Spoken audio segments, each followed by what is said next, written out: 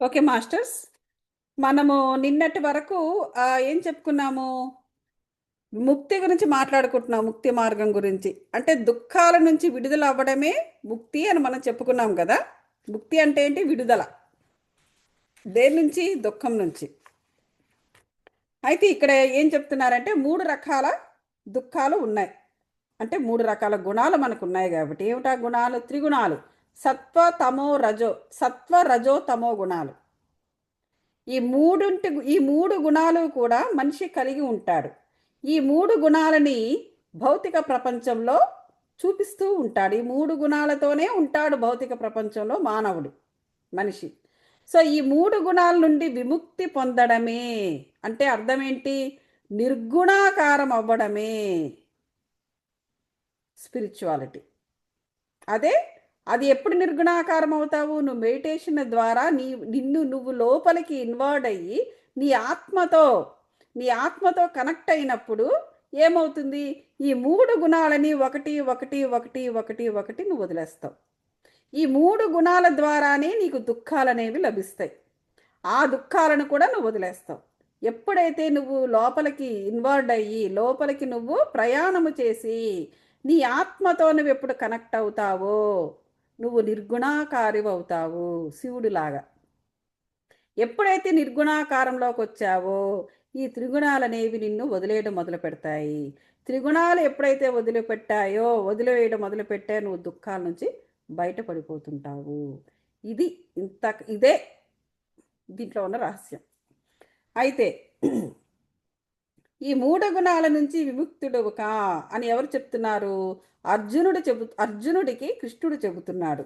శారీరక పరమైన రుగ్మతలే మనకి తమో గుణ దోషాలు. ఇప్పుడు శరీరం మీద రకరకాల జబ్బులు వస్తుంటాయి మానవులకు. మనం ఏమనుకుంటాడు మానవుడు? వయసు పెరుగుతుంది కదా, వస్తుంది. వయసు పెరిగితే నీకు జబ్బులు ఎందుకు రావాలి? ఆ వయసుతో పాటుగా వస్తాయేంటి అంటారు. వయసుతో పాటుగా రావడం ఏంటి? వయసుతో పాటుగా రాదు. నువ్వు ఆ వయసుకు వచ్చేసరికి నువ్వు అక్కడికి ఏమవుతుందంటే నిన్ను నువ్వు టేక్ కేర్ చేసుకోకపోవడం వల్ల అప్పటికల్లా నువ్వు ఆ గుణాలన్నీ వదిలేసి నిర్గుణాకారం అవ్వాలి. కానీ నువ్వు అలా అవ్వకపోవడం వల్ల ఇంకా ఇంకా నువ్వు ఆ త్రిగుణాలనే పెట్టి పోషించుకుంటూ సకల కళాప్రియుడిగా నువ్వు కొనసాగుతూ ఉండడం వల్ల నీ ఆత్మ లోపల క్షీణిస్తోంది. నీ ఆత్మ యొక్క ఎనర్జీ లోపల అది జబ్బు పడిపోతుంది, అది కుళ్ళిపోతుంది. ఆ కుళ్ళే నీకు శరీరం మీదకి జబ్బులుగా బయటపడుతున్నాయి. నువ్వు ఎంత నీచమైన జబ్బులు శరీరంతో అనుభవిస్తున్నావు అంటే లోపల నీ 7 శరీరాలు, పోనీ 7 శరీరం, ఒక శరీరం ఈ బాడీ అనుకుందాం, మిగతా 6 శరీరాలు లోపల ఆ లెవెల్లో కుళ్ళిపోతున్నాయి. కాబట్టే ఆ కుళ్ళు శరీరం మీదకు వచ్చి రకరకాల వ్యాధులుగా రకరకాల అవయవాలకి వ్యాధులుగా బయటపడుతున్నాయి. ఇప్పుడు ఫర్ ఎగ్జాంపుల్ పొట్టలో ప్రాబ్లము, విపరీతమైన పర్థం లేని జబ్బులతో బాధపడుతున్నాడు మానవుడు. ఆ పొట్ట భాగం అనేది ఎక్కడి నుంచి వస్తుంది? మనకు అక్కడ అదేంటది మణిపూరక చక్రస్థాయిలో ఆ పొట్ట భాగము, పొట్ట పక్కన లివరు, పక్కన ప్యాంక్రియాస్, ఆ భాగం అంతా కూడా ఏముంటుంది? ఆ మణిపూరక చక్రస్థాయిలో ఉన్నది. మణిపూరక చక్రం ఎక్కడుంది? మన ఎథరిక్ బాడీలో ఉంది, మన ప్రాణమయ కోశంలో ఉంది. ప్రాణమయ కోశము ఎప్పుడైతే సిక్ అయిపోతూ ఉంటుందో, ఎక్కడెక్కడ ఏ ఏ భాగాల్లో సిక్ అవుతూ ఉంటుందో ఆయా భాగాలకే మనకు జబ్బుగా ఈ శరీరం మీద మనకు బయటపడుతుంది. ఇవన్నీ కూడా తమో గుణాల వల్ల అనేది ఈ ఈ శారీరక రుగ్మతలన్నీ కూడా తమో గుణ దోషాలు. అంటే మన తమో గుణము అంటే కామక్రోధ మోహలోభ మదమాశ్చర్యాలు, కిడ్నీ ప్రాబ్లమ్స్, అవి ఇవి మొత్తం ఆ భాగం అంతా, ఫ్రంట్ అవనియండి, బ్యాక్ అవనియండి, ఇవన్నీ కూడా కింద చక్ర స్థాయిల్లోనే ఈ స్వాదిష్టాన, మణిపూరక, మూలాధార చక్ర స్థాయిలో ఉండేటువంటి భాగాలన్నీ కూడా ఎఫెక్ట్ అవుతున్నాయి. క్రింది భాగం ఎఫెక్ట్ అయ్యింది అంటే ఆయుష్ కూడా తగ్గిపోతుంది.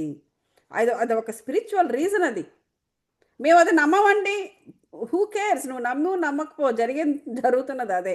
మానవుడు నమ్మితే ఎంత, నమ్మకపోతే ఎంత?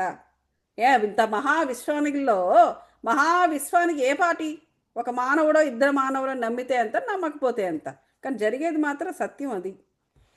సో శారీరకపరమైన రుగ్మతులే తమోగుణ దోషాలు, మానసికపరమైన రుగ్మతులు రజోగుణ దోషాలు. మానసికపరమైన దోషాలన్నీ మెంటల్ ఇల్నెస్, రకరకాల 72 వెరైటీస్ ఆఫ్ మానసిక రుగ్మతులు ఉన్నాయట. మొన్న సద్గురు ప్రోగ్రామ్కి వెళ్ళినప్పుడు సద్గురు చెప్తున్నారు.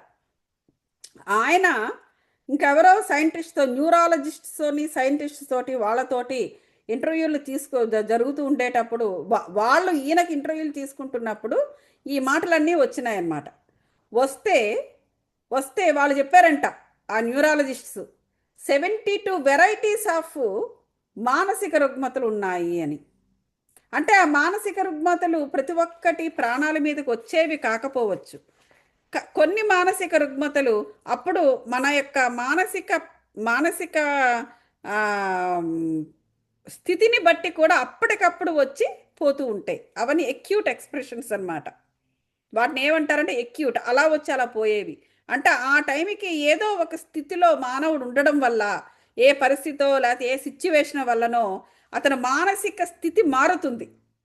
మారినప్పుడు ఒక రుగ్మత అనేది వస్తుంది. అది మానవుడికి అర్థం అవ్వచ్చు, అవ్వకపోవచ్చు. ఫర్ ఎగ్జాంపుల్ విపరీతంగా ముక్కు దురదేసేయడము, అలా విపరీతంగా గట్టిగా ముక్కు ఇలా ఇలా ఇలా అనేస్తూ ఉంటారు. కళ్ళు ఎఫెక్ట్ అవుతూ ఉంటాయి. ఇవన్నీ కూడా ఏంటంటే మన బుర్రలోని ఆలోచనలు ఈగల్లా ముసురుతూ ఉండేటప్పుడు ఆ సమయంలో ఆ మానసిక స్థితి మారుతుంది. అది ఇంకా జీవితాంతం అలా ఉంటుందని కాదు, కానీ ఆ సమయంలో ఆ మానసిక స్థితి బాగోలేదు ఆ మనిషికి. అప్పుడు ఈ సిమ్టమ్స్ అన్నీ బయటపడతాయన్నమాట. కానీ ఇది కూడా ఒక మానసిక రుగ్మతగానే వాళ్ళు పరిగణిస్తారు. అంటే ఎక్యూట్ ఎక్స్ప్రెషన్స్ లాంటివి అనమాట. అలా వచ్చి అలా పోయేవి. ఇంకా దాన్ని అదే మానసిక స్థితిలో గనక మానవుడు కొనసాగుతూ పోతే ఎలాగా గంటలు, రోజులు, వారాలు, నెలల కొనసాగుతూ పోయాడంటే అదే మానసిక రుగ్మత ఇలా వచ్చి అలా పోయేది కాస్త ఇంకా సెటిల్ అయిపోతుంది. సెటిల్ అయిపోయేది ఒక క్రానిక్ డిసీజ్ లాగా వాడిని పూర్తిగా మానసిక రోగిగా మార్చేస్తుంది. కాబట్టి జాగ్రత్త పడాలి. మనకు ఆ సిమ్టమ్స్ వస్తున్నాయి అంటే జాగ్రత్త పడాలి. ఏ ఆలోచన మనం చేస్తుంటే ఆ సిమ్టమ్ వస్తుంది. అది ఎవరో చెప్పాల్సిన అవసరం లేదు, డాక్టర్ల దగ్గరికి వెళ్ళాల్సిన అవసరం లేదు. మన బుద్ధితోనే మనమే దానిని కంట్రోల్ చేసుకోవచ్చు. అలా అన్నమాట. సో ఇవన్నీ కూడా ఈ మానసిక పరమైన రుగ్మతలు రజోగుణం వల్ల. ఎందుకు రజోగుణం వల్ల ఏమొస్తుంది? నీకు ఈగో వస్తుంది, నువ్వు యాక్సెప్టెన్స్ అనేది తగ్గిపోతుంది. రజోగుణము కూడా కొంతవరకు మంచిదే, పరాక్రమము, వీరత్వము అవన్నీ బాగానే ఉంటాయి. కానీ ఈ మానసిక పరమైన రుగ్మతలుగా మారినప్పుడు మాత్రం రజోగుణం మంచిది కాదు. ఎందుకంటే అక్కడ ఈగో పాయింట్ ఆఫ్ వ్యూ, నువ్వు అక్కడ యాక్సెప్ట్ చెయ్యవు సిచ్యువేషన్ని. అది ఏ విధంగా ఉందో అలాగే దాన్ని యాక్సెప్ట్ చేసేయాలి. మంచో చెడో మనకు అనవసరం. ఏది నిజము కాదు, ఏది శాశ్వతము కాదు. పర్టికులర్గా నీది కానిది పరాయి వాళ్ళది అసలు నీది కానే కాదు. పరాయి వాళ్ళ వల్ల పిచ్చయిపోవడం అనేది నాన్ సెన్స్ అది. ఎందుకంటే వాళ్ళకే అది అనవసరం, ఇంకా మనకెందుకు? అది మనకి బొత్తిగా అనవసరం. అలా అనవసరమైన వాటి గురించి మా ఆయుష్ని అలాగే ఎనర్జీని పోసి మానవుడు 100 ఏళ్ళు బతకాల్సిన వాడు 60 ఏళ్ళకే పోతున్నారు. సో కాబట్టి ఈ మానసిక పరమైన రుగ్మతలన్నీ కూడా రజోగుణ దోషాలు, రజోగుణాల వల్ల. అలాగే బుద్ధిపరమైన రుగ్మతలు సాత్విక గుణ దోషాలు. సాత్వికంగా ఉండడం మంచిదే. ఆ సాత్వికంలో కూడా ఒక రకమైన ఈగోకి వెళ్ళిపోతుంటారు. నేనే లేకపోతే అసలు ఈ కుటుంబమే నడవదు. అంత అబద్ధం. నువ్వు ఉండడం వల్ల అలా నడుస్తుందేమో, నువ్వు లేకుండా ఉంటే ఇంకా బాగుండేవారేమో. సో ఇట్లాంటివన్నమాట. లేకపోతే నేనున్నానుగా, నేనే లేకపోతే ఈ దేవుడికి ఎవరండి ఆరాధన చేస్తారు? నేనున్నాను కాబట్టి దేవుడికి ఆరాధన. అదేం లేదు. మరొకరు ఎవరో వచ్చి గంట కొడతారు, మరొకరు ఎవరో వచ్చి దీపం పెడతారు. అదేమీ లేదు. ఎవ్వరి వల్ల ఏది ఆగేదే ఉండదు. సో ఇలాగనమాట ఒక రకమైన ఓవర్ కాన్ఫిడెన్స్ పెరిగిపోతుంది సాత్విక గుణం గనక బ్యాలెన్స్డ్గా లేకపోతే. సో కాబట్టి ఇట్లాంటివన్నీ కూడా దోషాల కింద మారకుండా చూసుకోవాలి. గుణాలు తప్పు నేను అంటోలా. ఈ 3 గుణాలు ఉంటేనే మన భౌతిక ప్రపంచంలో బ్రతకగలం. కానీ ఆ 3 గుణాలు ఉంటే దోషపూరితం అవుతుంది అనే లెవెల్లో వాటిని పెట్టి పోషించకూడదు. అలా జరిగినప్పుడు మనకే ఆ దోషం అంటుకుని ఈ విధంగా ఇల్నెస్ అంటే ఈ విధంగా మానసిక రోగులుగా శారీరక రోగులుగా మారిపోవడం అనేది జరుగుతుంది. కాబట్టి ఈ మూడింటి వల్ల ఈ మూడు వెరసి సకల దుఃఖాలను కలిగిస్తాయి అని ఎవరు చెప్పారు? శ్రీకృష్ణుడు అర్జునుడికి చెప్పాడు. కాబట్టి ఓ పార్థ, నువ్వు వీటి నుంచి బయటపడాలి. బయటపడితేనే నువ్వు అక్కడ యుద్ధం చేయగలవు, కురుక్షేత్ర యుద్ధం చేయగలవు. నువ్వు కురుక్షేత్ర యుద్ధంలో నువ్వు ఎప్పుడైతే వాళ్ళని నువ్వు చంపగలిగావో, నువ్వు అప్పుడు ఆ కర్మల ద్వారా మాత్రమే, నువ్వు కర్మ చేస్తేనే నువ్వు నీ యొక్క బంధనాల నుంచి బయటపడగలవు. ఈ సంసార బంధం కానీ లేకపోతే ఈ కుటుంబ బంధము కానీ మోహము, అర్జునుడికి బంధం కూడా కాదు, అతని అతని కుటుంబం ఎంతో అతను మోహంతో ఉన్నాడు. అతను బంధం కూడా కాదు, మోహమే ఏకంగా. ఆ మోహం నుంచి నువ్వు బయటపడాలంటే కర్మయోగంలో సాంఖ్యాయోగంలో చెప్పాడు, నువ్వు కర్మ చేయాల్సిందే. నువ్వు ఆ కర్మ చేస్తే కానీ నువ్వు ఆ మోహం నుంచి బయటపడవు. నువ్వు ఆ మోహం నుంచి బయటపడితేనే కానీ నువ్వు ఈ కర్మ చేయలేవు. ఈ రెంటికి రెండు కూడా ఇంటర్లింక్ ఉంది. అందువల్ల చెబుతున్నాను నేను ఇప్పుడు నా బంధువులను నా నా నా వారిని నేను ప్రేమించిన వీరందరినీ కూడా నేను చంపేస్తే ఇంక నేనెందుకు వాళ్ళని చంపేస్తే నేనే విధంగా నేను బాగుపడతాను, నేను ఏ విధంగా నేను సుఖిస్తాను, నేను ఏ విధంగా నేను దగ్గర బ్రతికుండి ఏమిటి వేస్ట్, వాళ్ళెవరూ లేకుండా ఎవ్వరూ లేని ఈ రాజ్యంలో నేను ఒక్కడిని ఈయన రాజునయ్యి నేను ఏం చేస్తాను అని కూడా వాపోతాడు అర్జునుడు. సో అప్పుడు ఆయన అదే అంటాడు కృష్ణుడు, నేను వచ్చానయ్యా ఇక్కడికి, నాకు ఏం లావాదేవీలు ఉన్నాయని నాకు వచ్చేది ఏముందని నేను ఇక్కడికి వచ్చాను. బట్ నేను కూడా ఈ కర్మలు చేయాల్సిందే. నేను పరమాత్మను అయిపోయినా కూడా ఈ విశ్వాన్నంతటినీ కూడా మెయింటైన్ చేసే కర్మ నేను చేయాలి. ఆ మెయింటైన్ చెయ్యడానికి ఆ ప్రాసెస్లోనే నేను ఇక్కడికి వచ్చి కురుక్షేత్ర యుద్ధం జరిపిస్తున్నాను. దీని నుంచి నాకు వచ్చేదేముంది, నాకు ఒరిగేదేముంది? ఏమీ లేదు. నేను ఆల్రెడీ పరమాత్మను అయిపోయా. నాకు వచ్చేదేముంది, ఒరిగేదేముంది ఈ భూమి మీద వీళ్ళందరి వల్ల? కానీ మెయింటైన్ చేయాలి విశ్వాన్ని, ఇది నేను చేయాల్సిన కర్మ. మరి నేను కూడా చేయాల్సిన కర్మలు నాకున్నాయి, అందువల్ల నేను చేస్తున్నాను. అటువంటప్పుడు నువ్వు ఇంకా మానవుడివి, అటువంటప్పుడు నువ్వు కర్మను చేయనంటావేంటి? నేనే కర్మలు చేస్తుండేటప్పుడు. సో నువ్వు తప్పకుండా నువ్వు వ్యామోహంలో కొట్టుకుపోతున్నావు. నాకా వ్యామోహం ఏమీ లేదు, అయినా నేను కర్మ చేయాలి. నువ్వు వ్యామోహాలతో కామక్రోధ మోహలోభ మదమాశ్చర్యాలనే వాటిని నువ్వు ఇంకా వదలలేదు, కాబట్టి నువ్వు వీటిని నువ్వు చేయవలసిందే అంటాడు. సో ఇవన్నీ కూడా ఏంటంటే ఈ రజో తమో సత్వ గుణాల వల్ల మనకు వస్తున్న ఈ కోరికలు, అలాగే ఆ కోరికల వల్ల దుఃఖాలు, వీటన్నిటి వల్ల వచ్చేదే. మన అనవసరమైన ఎంపతీలు చూపిస్తుంటాం మనుషుల దగ్గర. దేవుడికి ఎంపతి అనేది ఉండదు. చూసారా, ఎన్నో కష్టాలు అనుభవిస్తున్నావు, ఓ దేవుడా నీకు ఇది లేదా అది లేదా అని దేవుడిని తిడుతుంటాడు. ఆ ఎంపతిగా ఆయన ఉండడు. నువ్వు కర్మ చేస్తున్నావు, దాని నుంచి జ్ఞానం తీసుకో, బయటపడు. నీకు ఆల్రెడీ నేను ఇవ్వాల్సిన అన్ని ట్రిక్స్, అన్ని టిప్స్ నీకు ఇచ్చేసాను నేను భగవద్గీత ద్వారా. కర్మ చేయి, జ్ఞానం తీసుకో, విజ్డమ్ను తీసుకో, దాని నుంచి బయటపడు. నువ్వు గనక కర్మయోగంలో ఉంటే. లేదు, నువ్వు ఆల్రెడీ జ్ఞానయోగంలో ఉన్నావా, జ్ఞానం ద్వారా నువ్వు కర్మ చేయి. ఇంకా నువ్వు కర్మయోగంలో ఉన్నావా, కర్మ ద్వారా జ్ఞానము తీసుకుంటూ నువ్వు జ్ఞానం తీసుకుంటూ కర్మను చేస్తూ ఉండు.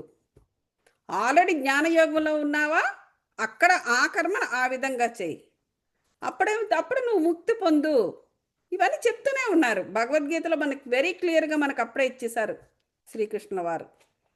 సో కాబట్టి ఈ రజోతమో గుణాలన్నిటినీ కూడా దోషపూరితంగా మన మనకే అది ఎగనిస్ట్గా పని మన గుణాలు మనకే ఎగనిస్ట్గా పని చేయకూడదు. ఆ లెవెల్ వరకు మనము ఆ గుణాలని ఆ లెవెల్ వరకు వాడకూడదు. వాడకం అంటే చాలా ఇష్టం కదా మానవులకి, ప్రతీది వాడేద్దాం అనుకుంటారు. కాబట్టి మన గుణాలను కూడా విపరీతంగా వాడకూడదు. ఏ లెవెల్కి వాడేస్తున్నారంటే మన గుణాలే మనకి ఎగనెస్ట్గా పనిచేస్తాయన్నమాట. అలా ఆ లెవెల్ వరకు ఏది తెచ్చుకోకూడదు, అప్పుడు దుఃఖాల పాలే అవుతారు అనేసి చెబుతున్నారు. ఎప్పుడైతే ఈ దోషాలన్నీ తొలగిపోతాయో అప్పుడే మనకు దుఃఖాలనేవి ఉండవు. అప్పుడు మన త్రిగుణాతీతులు అవుతాము. అప్పుడు దుఃఖరాహిత్యం వస్తుంది. ఆ దుఃఖరాహిత్యం వచ్చిన నాడే ముక్తిని పొందుతాము అని క్లియర్గా ఇచ్చేశారు. ఎప్పుడూ కూడాను దుఃఖం ఉండకూడదంట. ఎందుకు చెప్తున్నారు? మనిషికి ఎప్పుడూ కూడా దుఃఖం అనేది ఉండకూడదు.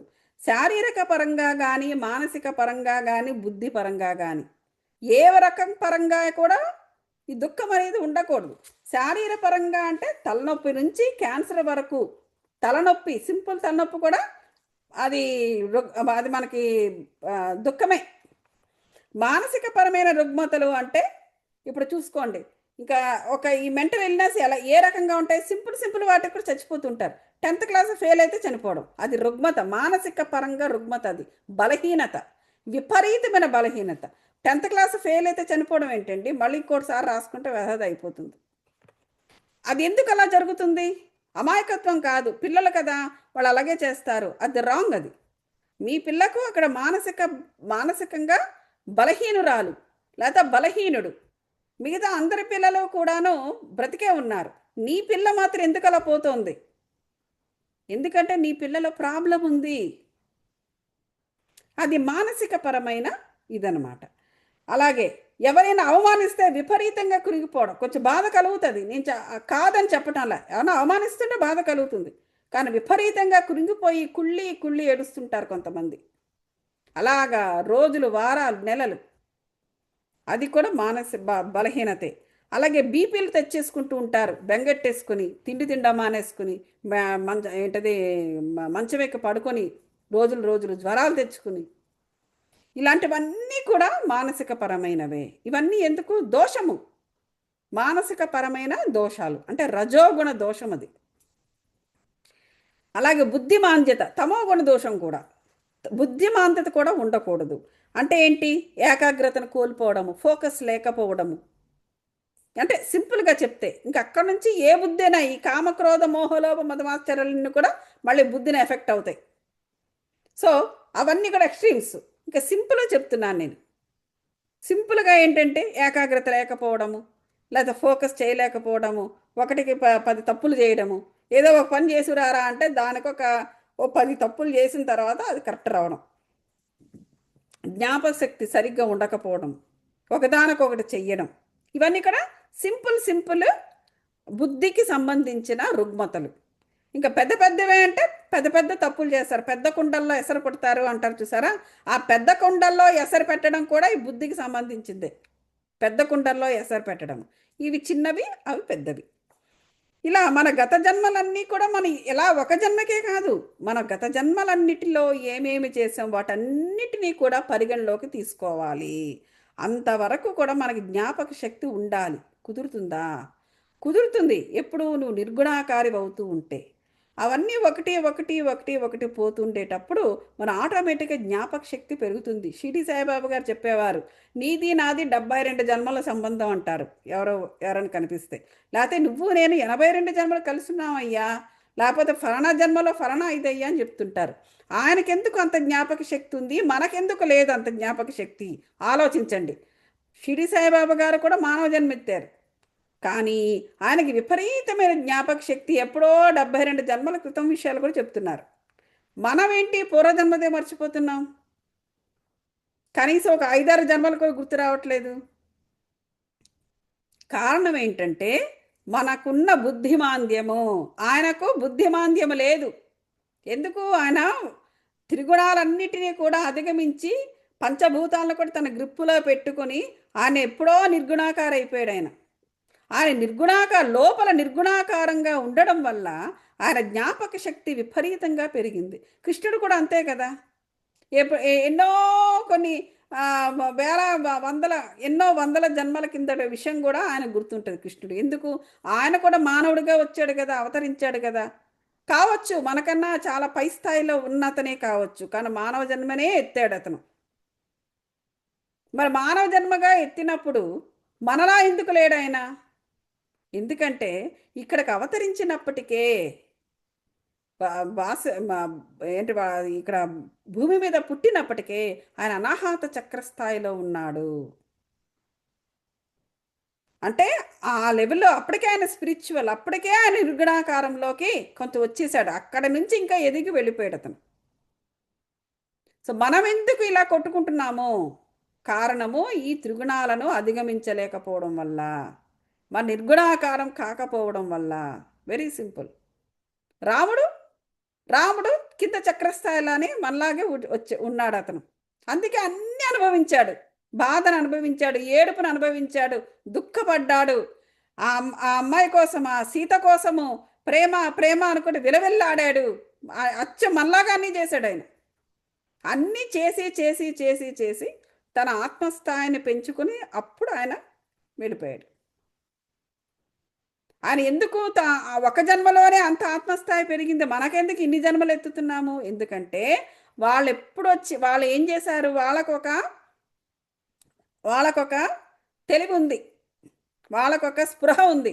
లోక కళ్యాణానికి సంబంధించిన పనులే చేయాలి, ఈ పనికి మాలిన ప్రాపంచిక పనులు చేయకూడదనే విషయం వాళ్ళకి తెలుసు.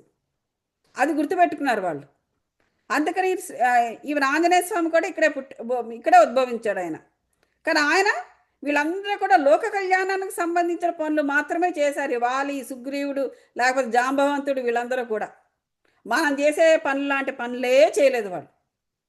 అందువల్ల వాళ్ళకి ఒక జన్మ ఎత్తితే సరిపోయింది. మన పరిస్థితి ఏంటి?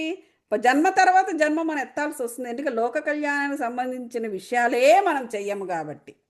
ఎందుకు పనికిరాని పనులన్నీ చేసేసి వెళ్ళిపోతాం కాబట్టి మళ్ళీ మళ్ళీ వస్తూ ఉంటాం. అది తేడా. ఇకపోతే మన ముక్తి కావాలి అంటే పాత జన్మలో కూడా మనము కన్సిడరేషన్లో తీసుకోవాలి.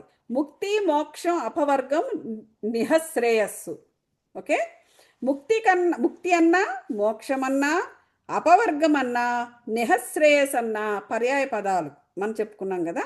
దీనికి జీసస్ క్రైస్ట్ ఏమన్నాడంటే, దేవుని రాజ్యం వెతకండి, ఆ యొక్క ధర్మంలో జీవించండి, అప్పుడు మీకు కావాల్సినవన్నీ వస్తాయి.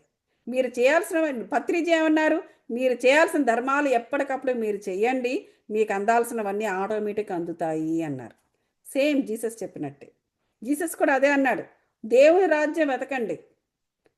పిశాచ రాజ్యాలు, మనుషుల రాజ్యాల్లోనే ఇవి కాదు, దేవుని రాజ్యం వెతకండి. ఆ యొక్క ధర్మం అంటే దేవుని యొక్క ధర్మం. ఆయన ఏ ధర్మాలనైతే ఎస్టాబ్లిష్ చేశాడో దేవుడు, ఏ దేవుడైనా, విష్ణుని తీసుకోండి, అదే కృష్ణుని తీసుకోండి, పోనీ అల్లాని తీసుకోండి, ఎవరినైనా కూడా మీరు ఎవరిని నమ్మితే వాళ్ళను, ఎవరిని నమ్మితే అంటే ధర్మాన్ని బోధించిన వాళ్ళు. దేవుళ్ళు చాలామంది వచ్చారు, అందరు ధర్మాన్ని ఏం బోధించలేదు. కృష్ణుడు బోధించాడు. ఆచార్యుడు అనేవాడే ఎప్పుడు ధర్మాన్ని బోధిస్తాడు. ఆచార్యుడు, ఎవరైతే ఆచార్యుడు ఉంటాడో ఆచార్యుడే ధర్మాన్ని బోధిస్తాడు. మిగతా వారందరూ కూడా ఏవో మంచి పనులు చేసే వెళ్తారు, కానీ అందరూ కూడా ధర్మాన్ని బోధించరు. ధర్మాన్ని బోధించేవాడే ఆచార్యుడు. ఆ ఆచార్యుడు ఎవరో వాడికే ధర్మం అనేది తెలుస్తుంది. ఆ ధర్మాన్ని వల్లించడానికైనా, ధర్మాన్ని పాటించడానికైనా, ధర్మాన్ని చెప్పడానికైనా ఆచార్యుడికే సాధ్యము. కాబట్టి ఆ యొక్క ధర్మములో ఆ దేవుడు ఏమి ధర్మాలను అతను నిశ్చయపరిచాడో నీకు, ఆ ధర్మాల్లోనే జీవించండి. ఏదో నువ్వు ధర్మం అనుకుంటే ఆ ధర్మంలో బతికేయడం కాదు. చాలామంది ఉంటారు, నాకు అదే ధర్మం అనిపించిందండి అంటారు. నీకు ధర్మం అనిపించేది ధర్మం కాదు, అది నిజంగా ధర్మం అయి ఉంటేనే అది ధర్మము. అప్పుడు మీకు కావలసినవన్నీ మీకు వస్తాయి అనేసి జీసస్ చెప్పాడు. మీకు కావలసినవన్నీ అంటే ఏంటి? మనకు కావాల్సింది ఏమిటి ఇక్కడ? ముక్తి. మీకు కావాల్సిన అంటే మళ్ళీ మెటీరియల్స్లోకి వెళ్ళిపోవద్దు. అది ఇల్లు వాకిలి, లేకపోతే లేకపోతే బంగారాలు, అవి కావాల్సిన వాటి గురించి మాట్లాడరు. గురువులు ఎప్పుడూ కూడా మెటీరియల్స్ గురించి మాట్లాడరు. నీకు కావలసినవన్నీ అంటే ఇక్కడ నువ్వు ముక్తిని అడుగుతున్నావు, లేకపోతే శక్తిని అడుగుతున్నావు, లేకపోతే ఎనర్జీని అడుగుతున్నావు, బుద్ధిమాంద్యం లేకుండా ఉండడాన్ని అడుగుతున్నావు, మానసిక శారీరక రుగ్మతల నుంచి బయటపడాలనుకుంటున్నావు, కర్మల నుంచి బయటపడాలనుకుంటున్నావు, లేకపోతే నువ్వు సాంఖ్యయోగంలో చెప్పినట్టు ఇలాగనమాట. ఇలాంటివి ఆధ్యాత్మిక సంబంధించినవి. మన మనస్సు ఎప్పుడు స్వచ్ఛంగా, ఏకంగా హాయిగా ఉండాలి. మన బుద్ధి ఎప్పుడు సునిశ్చితంగా ఉండాలి. ఇవన్నీ మనకు కావాలి. మీకు కావలసినవన్నీ అప్పుడు వస్తాయి. కనుక ముక్తి అంటే ఈ 3 రకాల రుగ్మతల నుంచి విముక్తి పొందడమే. వాటి నుంచి దూరం కావడమే. అవి లేకుండా పోవడమే శాశ్వతంగా. ఈరోజు ముక్తి అనే పదము ఒక్కటే కాకుండా మరో 2 పదాలను తెలుసుకుందాం. అదేంటంటే పరిముక్తి, మహాపరిముక్తి. ఓకే. ఇప్పుడు వరకు ఏంటి ముక్తి అంటే మనము ఇవన్నీ తెలుసుకున్నాం. ముక్తన్న, మోక్షమన్న, అపవర్గమన్న, నిహశ్రేయసన్న ఒకటే. ఇదే కాకుండా పరిముక్తి, మహాపరిముక్తి ఇవేమిటో మనం రేపు తెలుసుకుందాం. ఓకే. ఓకే మాస్టర్స్, మెడిటేషన్కి ఉపక్రమిద్దాం.